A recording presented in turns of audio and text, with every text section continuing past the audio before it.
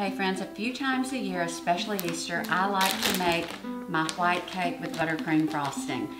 I make the layers ahead. These have been in the freezer for a few weeks in one big Ziploc bag. And I just made my favorite buttercream frosting. So I would like for you all to join me as I frost this cake. It could not be easier. Start with a little dollop of the icing just to hold that bottom layer in place where it won't slide.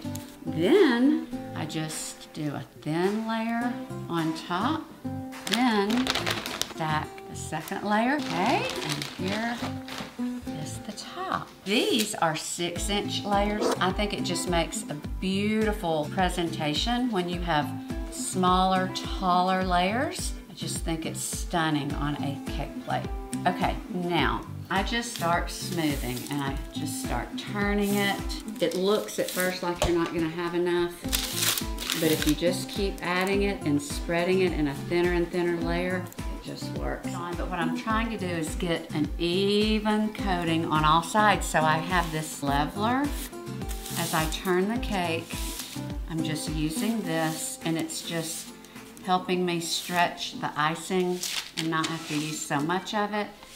And I'm gonna keep working on this and I'll be right back. Okay, this looks almost like a naked cake.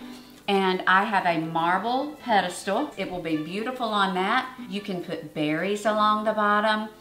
If you are doing an Easter cake, you could put a cross on top. If you're doing a birthday cake for a girl, you could put a crown. I can promise you the cake inside and the frosting on top are absolutely delicious. So if you want to make your own white cake with buttercream frosting, give these recipes a try. I hope this was helpful and you have a great day.